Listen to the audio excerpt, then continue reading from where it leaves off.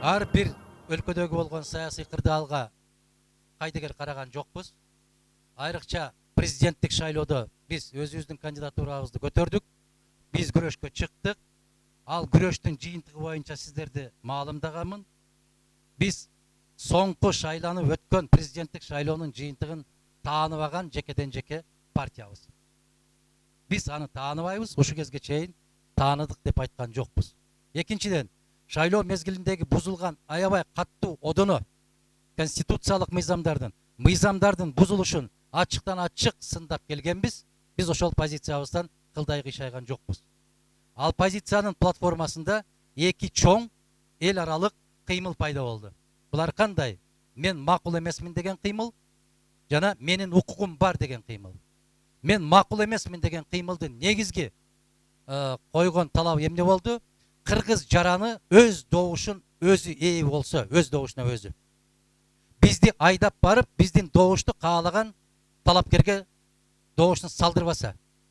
Мен макул эмесмин деген административдик, мамлекеттик күч органдары биздин жарандарга басымдык көрсөтпөсө. Себеп биздин конституциянын негизги өзөгү экинчи беренесинде турат. Бийликтин бирден бир булагы жана эгемендүүлүктүн туткасы Кыргызстандын эли. Демек, Кыргызстандын эли эркин шайлоого, эркин шайланууга, эркин укугун билдирүүгө укуктуу. Мен макул эмесмин деген сөздүн негизги мааниси мен кул эмесмин дегенден турат. Мени каалаган жака жете элебе дегенден турат. Биздин партиянын позициясы ушул бойдон бекем турат. Укугум бар деген кыймылды эмне үчүн түздүк? Бизде 100 миң деген шайлоочулар өздөрүн тизмеден таппай калды.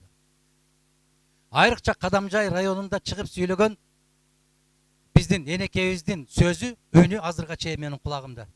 Мен Хрущевтан бери дейт, Хрущев айтып атат.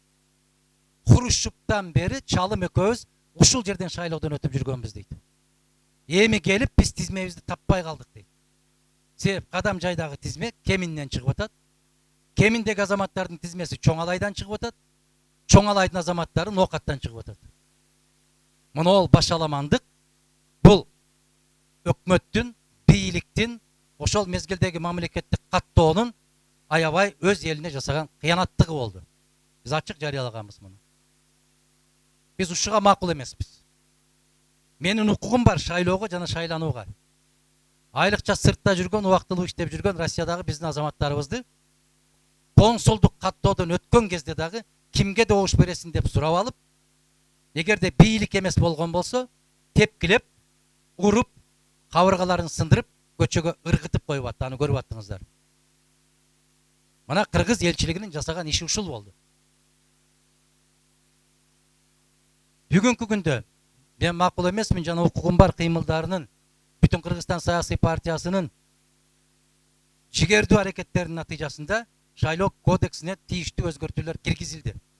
Себеп биз 200 миңден ашык кол топтой алдык, урматтуу съездин делегаттары. 200 миңден ашык.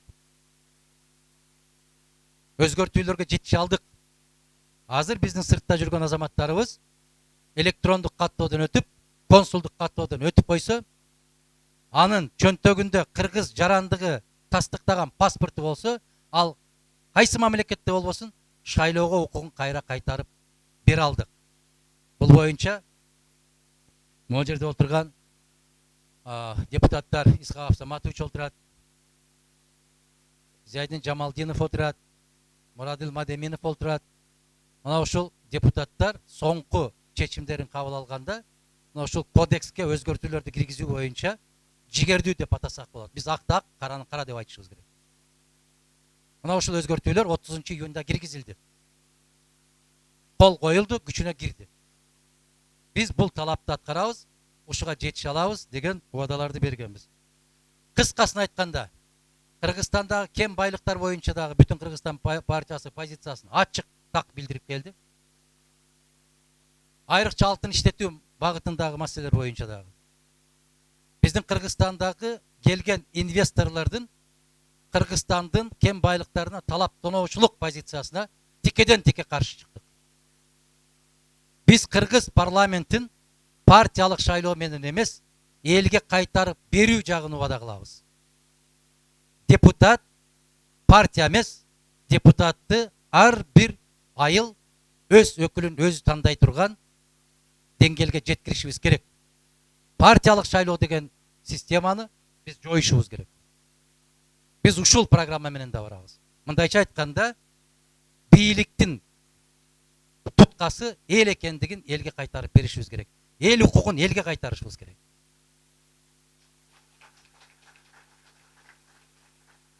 Биз бүтүн Кыргызстан партиясы бардык маселелер боюнча ачыктан ачык 10 жылдан бери жарыялап келдик. Ушул баалуулуктарды, ушул программаларды ким биз менен бөлүшсө, биздин эшигибиз ачык деп келдик. Жаратканга шүгүрчүлүктөр болсун. Арабыз жылдан жылга, айдан айга, күндөн күнгө көбөйсө көбөйүп келди, кемиген жок. Кайсыл чоң саясий окуя болбосун, бүтүн Кыргызстан партиясынын билдирүүлөрүн өзүңүздөр көрүп аттыңыздар. Биз ушул позиция менен барабыз. Кыскача партиянын жасаган ишинен менден көп социалдык тармактарда сиздерге отчет берип сүйлөгөн саясий партиянын төрагалары болбосо керек. Кандай, макулсуздарбы? Соңку кезде биздин талапкерлер айтып атпадыбы жана үтүктү сайсаңдагы Модумаров сүйлөп атат деп. Жүрөгүң кайнаса сүйлөйт экенсиң, тура албайт экенсиң.